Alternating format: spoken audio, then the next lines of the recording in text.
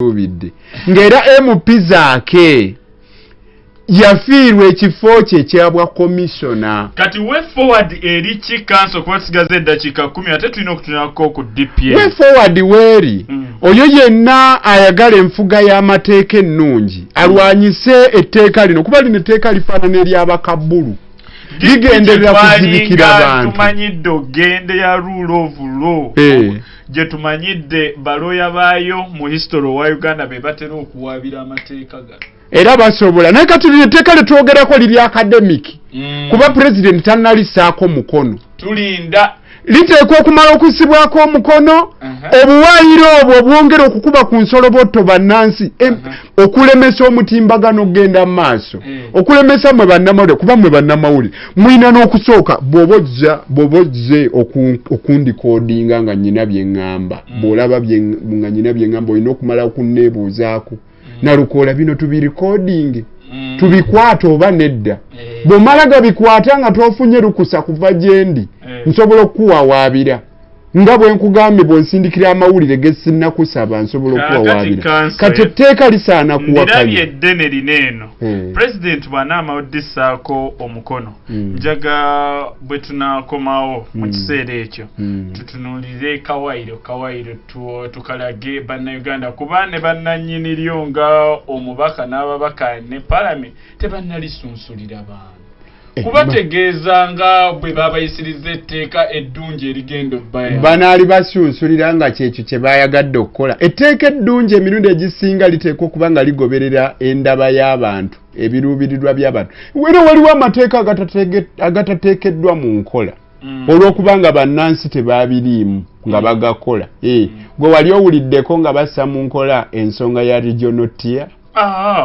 Walabako etteeka anti-pornography act nga balikozesa mu bitundu ebimu kale ng'ekkalamojja era bo beetambulira bute kanso tugendeko mu DP ndaba akadde kantwaliriza nalabyeko ebbaluwa eya treasurer avunaanyizibwa ku by'ensimbi omukyala Mary Kabande yali omubaka ow'e Masaka nga agiwandiikira Adamu President General n'abo ababadde baagala asayininga oba olyawo ku payslips ssente zifulume ng'abajuliza tusooke tutuuze National Council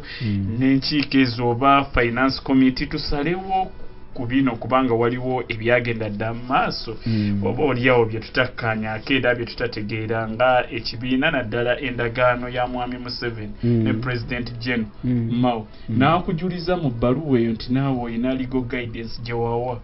mu nsonga zino nga bwe zitambula ki ekiri mu DP Council. Waliwo atakimanyi nti twalina embeteza eyalinga akulembera ekibiina kya DP bwe yatambula agenda akole ne General Museveni. Eyalinga akulembera statement gitereeze akulembera eyali akulembera DP yatandulula ebigere n'agenda okukola ne General Museveni mu mbeera ey'okwekukuutiriza ko abanna DP okugamba nti nabo babatutte mu okukola ne General Museveni ekitali kituufu era banna DP bangi ne bavaayo okuwakanya okuggyako abantu ab'olubatu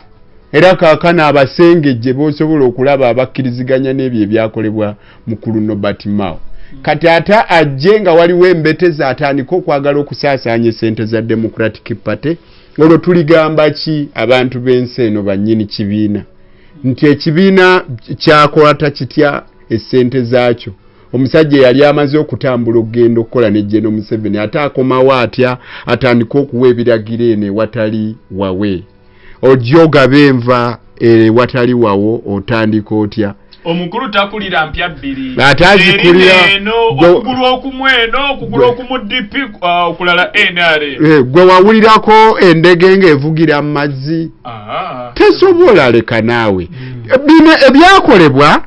tebiringa bwolaba oli bwalinnya mu bisooto n'anaabako n'atukula ne biggwa nedda tebinaggwa ebyakolebwa biteekwa okwanjibwa eri banna DP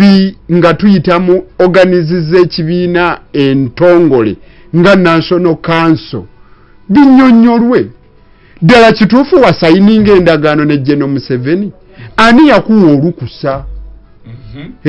nayogerako ne Siranda nayogerako ne chairman nayogera n'abanene ekyo kimala chairman w'ekibiina naye ne secretary general kati ebyo byoba ojjonyonyole bannakibiina bwe baba bakkiriza olyoka otandika okwetabamu abo abakwata ku mmaali y'ekibiina ofuluusi w'ekibiina otandika okumukola nga obuyinza bw'oyogerako bw'olina bwe buli naye baba tebannakuwa leka naawe kutawaanya bantu era eyo y'ensonga lwaki nze nawandiika ebbaluwa wawandiika ebbaluwa nga ŋŋambe sente zigire nga ziyimirira gye ziri ziterekebwe okutuusa nga embeera eno emaze okutereera kubanga bannansi bajja kutubuuza ate mutandika mutyo okugamba nti ate mukulu Nobert Mao yajja ate n'asaasaanya sente z'ekibiina ate nga yali yagenda dda okukola ne General Museveni kakati eyo ensonga ate kirala waliyo n'emisango egiri mu kkooti era egiwakanya ebintu bye bimu ebyo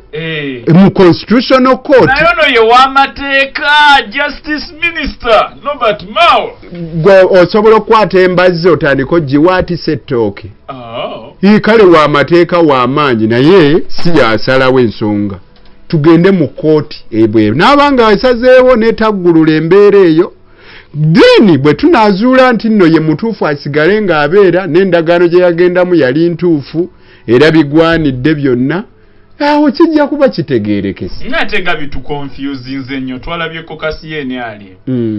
nga endoosinze abaayo abagenda ogikwatira bendera ku iyala n'aba opposition n'ebendoosinga n'endoosinga secretary general w'ekibiina Gerald Sirando n'endoosinga n'owa UPC Fred Ebiru naye secretary general kakati awo ono NRM endo kwegamba katogobi tutabula anti kakati nze njagala oyawula eky'obuntu n'ekyabangi ekibiina ky'ebyobufuzi kisalawo okugenda okukola n'ekirala tewaba mutawaana emitendera bwe giba giyitiddwamu naye bwe kibanga emitendera tegiyitiddwamu abo ababa bagenzi be baba basazeewo okugenda okuganyulwa mu nkolagano eyo ng'abantu kati olwaleero bw'abanga mukulu Nobert Mao ali mu kuwoomerwa ebibala by'endagaano yaabwe amiina waliko n'ebifonga ebyo tujja bbawo ekya iyala onagenda ekya iyala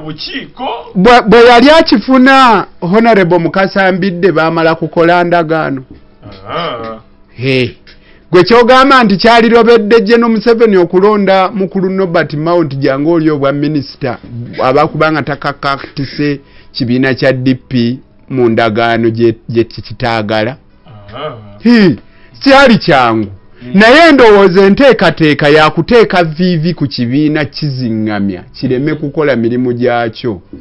nze sirina mutawaana n'abanna DP bangi tebalina mutawaana na mukulu Nobert Mao kulya kifo kye nga minisita omutawaana we guli kwe kugamba nti ne bano mbakoze eki mbakuleetedde ng'ate talina we yabatuuza anati bw'otunda ekibanja otundiramu n'obunyonyi n'otundiramu buli kimu ekibanja nze kankubuulire n'okisinga mu banka teri kya DP kyasingibwa mu banka mwenna teri ayinza kuvuga nga mbalaasi okuggyako omugongo gwo nga gweweseemu teri ayinza kuvuga nga mbalaasi okuggyako omugongo gwo nga gweweseemu tasobola Nobert Mao kutwala bannansi abali mu kibiina kya Democratic Party wa General Museveni nga tebamukkiriza yabatuuzaawa tekisoboka naawo yamala biseera tasobola kyobola alina okujja abendegere banna DP mu National Council abannyonnyole ani yabawa olukusa okweyita abo abagenda okusalirawo Democratic Party naye wamuwulidde ku yatandise nti alaba enteekateeka ez'okulaba nti oba kati bannayuganda BMPs be bagenda okulonda president tandiso byogerako ebyo bikwatagana n'ennono eya DP ate nga bikwataganirawa natike katugogo kebera constitution y'eggwanga egamba power belongs to the people, which power they will exercise through regular, free and fair elections or referenda. Article 1. Article 1, obuyinza bulina abantu. Obuyinza obwo banaabukozesanga nga bayita mu kulonda. Ng'okulonda kulina kuba kwa mazima na bwenkanya. Oba mu kalulu k'ekikungo. Tukyali mu kulwanirira kulonda kwa mazima na bwenkanya ebitaliiwo. Kati ate omala ate otutwale mu mbeera eyo. Nakugamba omanyi yeye yagamba nti embwa yenyeenya omukira so omukira okunyeenya embwa. Kati bwe yagenda okukola ne Gen Museveni ani mbwa ani mukira. Nze nkutadde kanso sebo tunatandikira wiiki ejja. Weewaawo mwebale nnyo mwebalire ddala basebo ne bannyaba abatuwuliriza.